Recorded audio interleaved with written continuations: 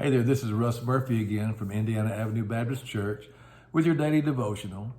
This is part 4 of a series called The Least of These, and how God chooses to use people, places, and things that we would never even think possible, but He uses them. I know some of you feel like that God could not really use you, that if everybody in the world was lined up and God was going to choose somebody to use, you feel like you might be the last one chosen. You might be the first one.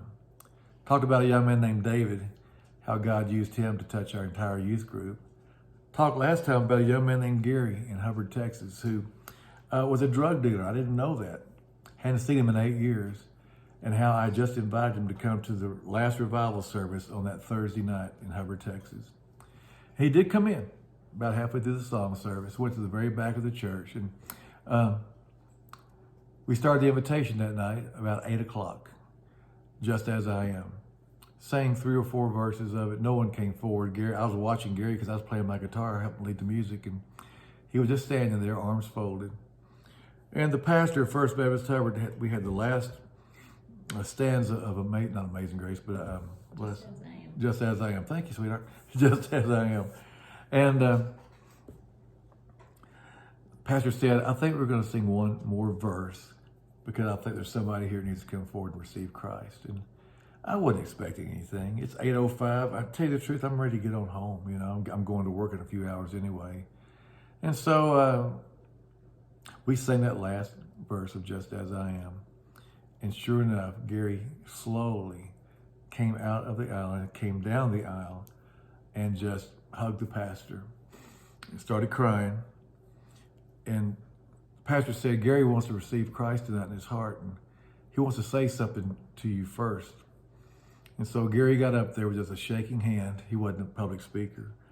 And he apologized to Mrs. Jones, Mr. Jones, and said, I'm so sorry I got your son hooked on drugs. And another person, I sold drugs to your child, and probably 5, 6, 7, 8 people. And about this time, Mr. Jones stood up and started to come forward towards Gary. Now, Mr. Jones he wasn't a cut like athlete, but he was 6'6", 270, 280. He was a big old farmer type person. He starts to come towards Gary, and I'm on the stand, on the platform, looking at Gary, looking at him going, I think he's going to hurt him. I was really nervous. And Mr. Jones just put his arms around Gary, and they hugged. And Mr. Jones got the microphone and said, I don't need to apologize to Gary because I've hated you so much, I never prayed for you once. And about this time, somebody else came forward, and somebody else came forward to receive Christ, to confess sin. And I want to tell you, I'd never seen this happen. The line went clear down halfway to the back of the church, out the door, down the stairwells, towards the first floor of the church. I mean, there was a revival happen because God chose to use a young man who had been a drug dealer who received Christ. And that revival, even to this day, continues on in so many ways. Gary would have been the last person I'd have chosen, but who's God's first person to choose. Same thing with you. No matter who you are or what you are, God wants to use you in this dark and dying world. You have a wonderful day. Let the Lord use you.